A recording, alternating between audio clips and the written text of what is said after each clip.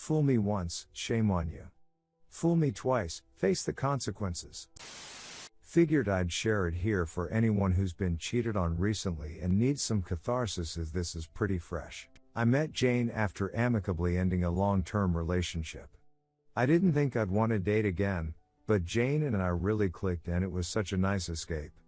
We hung out as friends before moving on to dating, and within 6 months we had moved in together. I had long since gotten over my ex, and Jane and I were doing great and regularly talking about the future. I was fairly socially awkward and only had a few good friends before meeting her, whereas she had a large circle of acquaintances and friends she introduced me to who became good friends of mine as well. About a year into our relationship, Jane informs me that she had a one-night stand with someone she had met at the bar. Begs for forgiveness, says she's so sorry, that she wasn't used to alcohol, all the usual excuses. Me not wanting to lose this relationship too, and having invested so much time thinking about my future with this girl, believes her. It wasn't easy, and I ended up in therapy for my anxiety, but we worked through it after a lot of talks and crying and long nights, gradually rebuilding trust after she reassured me regularly that I was the one for her and she was still committed to our relationship. I confided in a few close mutual friends, who kept it to themselves. Everything seemed back on track, and I thought we healed. Another year passes when I notice Jane seems off. She's gone more often, more secretive of her phone. I'll wake up to find her on the computer instead of in bed. Red flags flying. One weekend she tells me she's going to her mother's to help her with spring cleaning. I don't really get along with or speak to her mother. Her mother is an incredibly religious woman who was already upset with Jane for living with me before marriage and few other personal decisions on her end, and feels as if she has control over her life due to financially supporting her, which is why I assume she figured it'd be a safe bet I wouldn't talk to her mom. A few hours after she left, I called her a few times and it went right to voicemail, meaning her phone was off. So I called her mother knowing she wouldn't answer me, and left a voicemail asking if Jane had made it to her house safely. It had been hours and I hadn't heard from her. Few minutes pass and she calls me back, tells me that she called Jane and couldn't get an answer, as I knew she wouldn't. Started asking when she left, etc.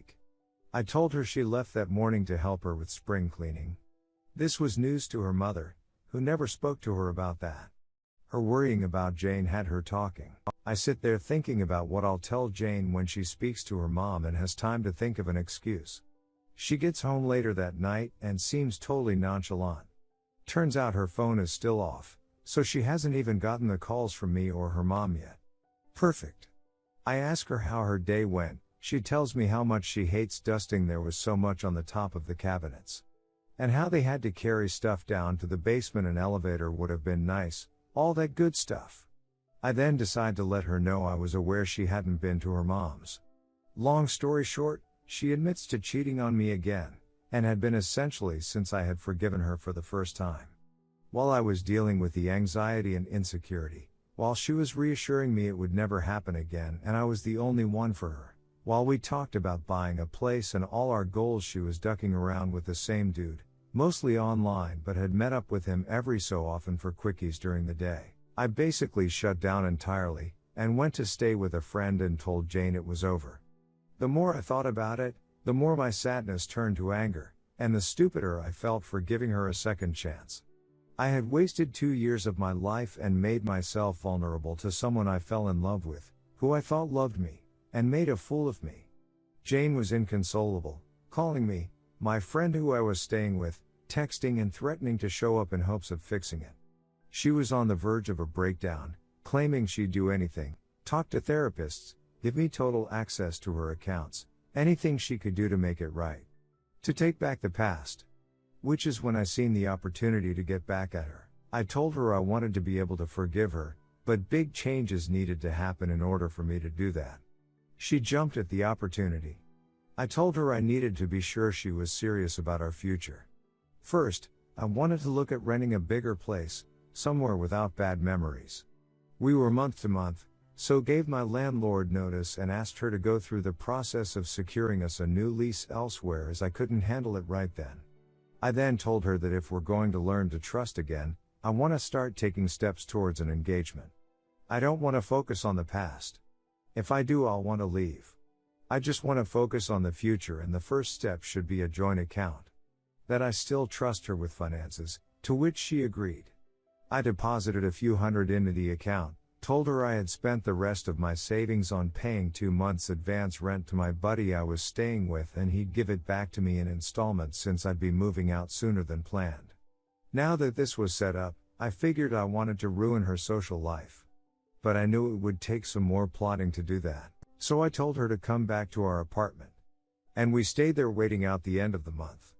We cried together. She was overwhelmingly affectionate, let me watch her delete her social media pages, made me breakfast most days.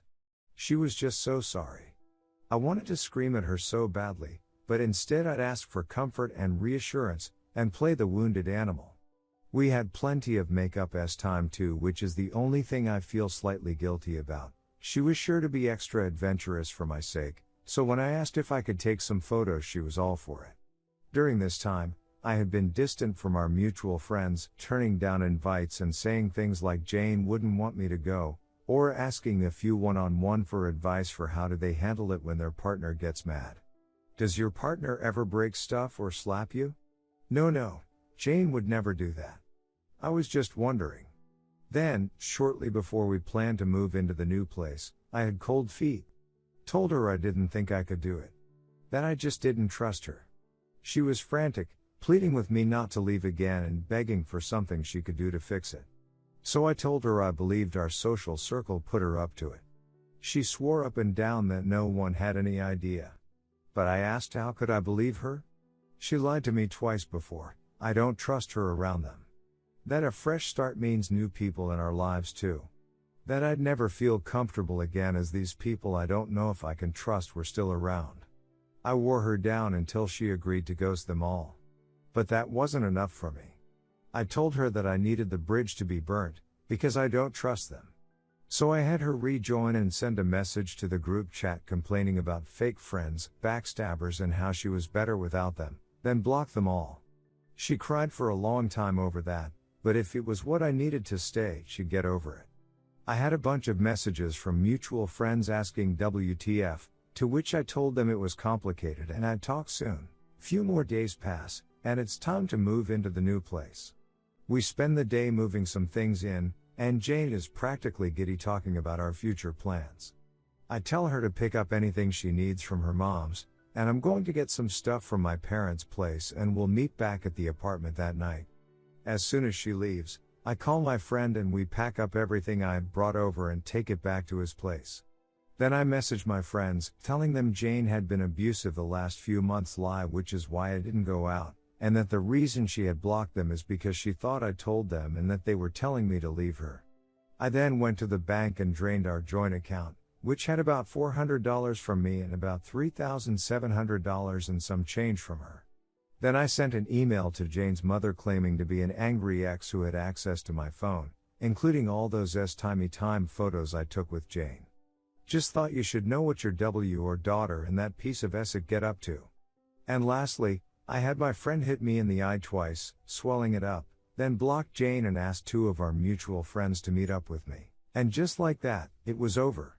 I told them how Jane had become mentally and physically abusive for over the past few months after I caught her cheating. I showed them the screenshots of her chats with this guy. I told them I had kept quiet to keep the peace, how she lashed out at all of them when she thought they had been helping me behind her back. How it was so out of character.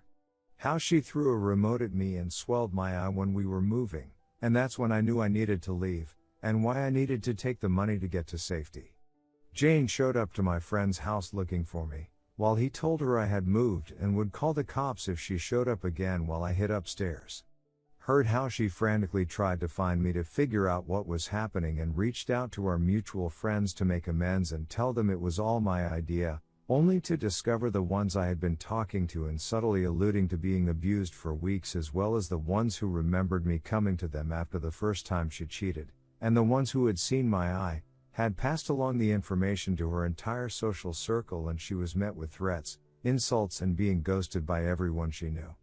How she told the last mutual friend she spoke to before he ghosted her that her mother had said she'd pray for her and cut her off financially for living an unhealthy lifestyle, and so she can smarten up after seeing the photos, which she can't prove I've ever sent as her mother certainly wouldn't have kept them, and that she's severely depressed. She's trapped in a 6-month lease with zero money, no friends to rely on, and no one to help her stay afloat aside from maybe her former fling should she run to him. I'll be using her money to cover rent on a new apartment for myself, and bought my friend a nice gift for being my accomplice in this. I plan to stay in therapy, both to get over this and to work through my feelings and how low I stoop to get revenge, as I don't want to carry this negativity with me in the future. After that, I plan to relearn how to be single and enjoy life on my own, with the friends I inherited to keep me company. Edit, and before anyone forgets what sub they're in, I know this was itty of me to do. But I'm okay with that. And no, I don't agree that this brings me to her level. Ducking over someone who trusted you and never did anything to break your trust is not the same as getting revenge on someone who ducked you over. Coming to this sub and complaining about people's morals is like going to the drug subreddit and lecturing people on the dangers.